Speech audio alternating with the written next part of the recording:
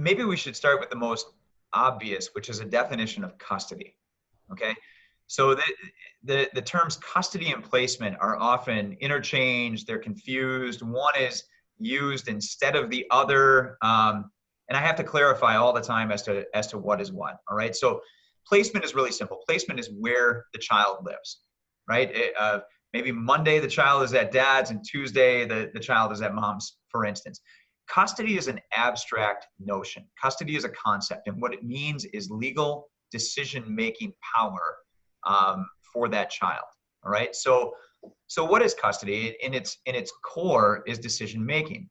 What happens when there is an unfit parent is custody is granted in favor of the parent who shows more fitness than the parent who shows less fitness.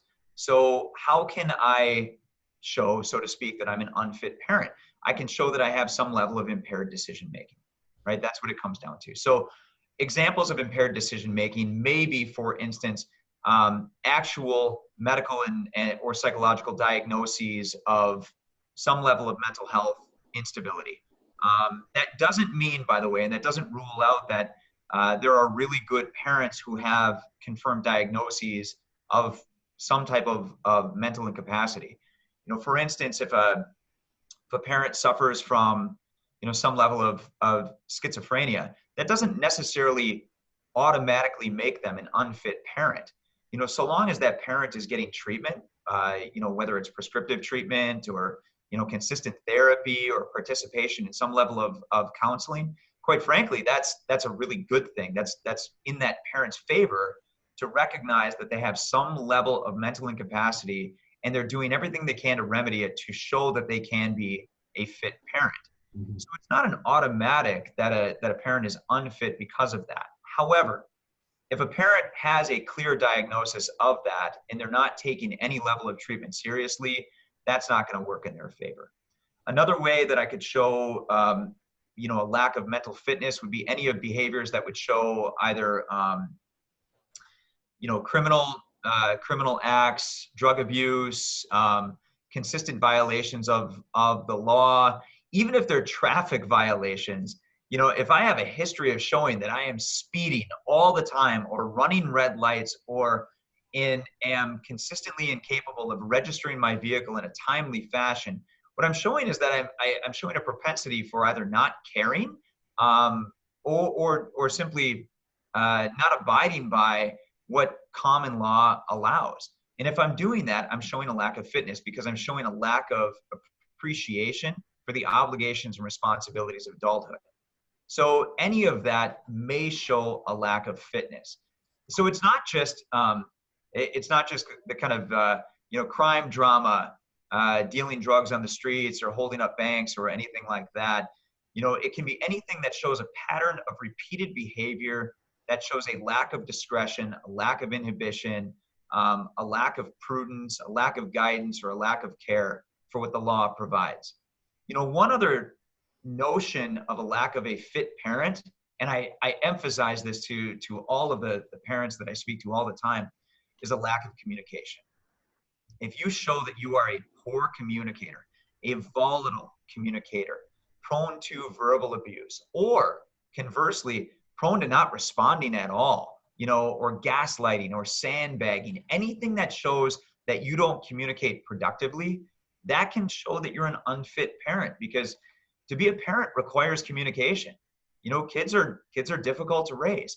You have to be an effective communicator. You have to be a productive communicator, and you have to be a consistently responsive communicator. I can go through all the cases I've been on where one parent simply didn't like the other parent and didn't want to respond, or spoke past them when they asked questions about the kids, and that ultimately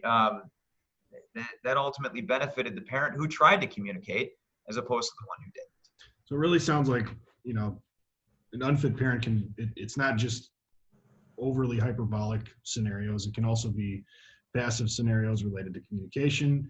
And it's really, to prove that, it sounds like it's really a demonstrated history of not engaging or not taking things seriously. It doesn't have to be like a hyperbolic, drug addiction or alcoholism or something like that.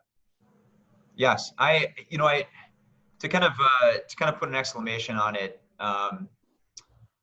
the courts are wary of disingenuous parents. Uh, for instance, for 6 years, I haven't been very involved as a parent, but now that I'm getting divorced, oh man, do I want to be involved in the kids' lives. Courts are skeptical of that. They understand people are going to try to be on their best behavior when the courts are looking. So it's not about changing everything about you now that an action has been filed. It's about consistency and demonstrating consistency. And trust me when I say that the past will be brought to the present to determine whether you're a fit parent for the purposes of custody and placement. How would you prove an unfit parent in the scenario where you're advocating for a client? Well, there's several levels of proof, right? I mean, the first is first person testimony. If one parent can, with very specific date and detail, render a narrative about the other parent as being unfit, uncooperative, uncommunicative, that's one way to do so. Collateral witnesses, meaning other people who have seen the fitness of that parent and can testify firsthand as to the fitness of that parent, whether that parent was consistently involved or otherwise. We can elicit that testimony. Certainly, we're going to look at documented histories. That would be, everything from the online CCAP record of a person who might have, a criminal history of one kind or another. Certainly, we can look at and we can subpoena, medical records, psychological diagnoses. There's a number of ways to demonstrate evidence of a lack of fitness. Even drug tests are a way that consistently, as an attorney, I'm finding in determining levels of fitness for a parent, which to be very clear for people, these aren't just urinalysis tests, where we're documenting maybe what you did in the last 24 to 48 hours. I'm a great fan of hair follicle tests, which can look back with clear specificity the last 6 months of what you've done to yourself and to your body. And even in segmented hair follicle tests, we can prove what you put into your body in January versus February versus March versus April. This is all clear. We can certainly look at the records from attendance. We can talk to other collaterals, coaches, teachers. There's a host of ways to determine whether a parent is fit. I will tell you one of the greatest ways to make that determination, quite frankly, is social media. Generally speaking, the other party has created the evidence for us, and they've done so historically, and it's very easy to find. It's very easy to use. And with not much effort at all, we can get it submitted as evidence. Thank you for watching this video. Please like, subscribe, and share. Your interaction with our content is greatly appreciated. Visit sterlinglawyers.com to learn more about our firm and meet our attorneys.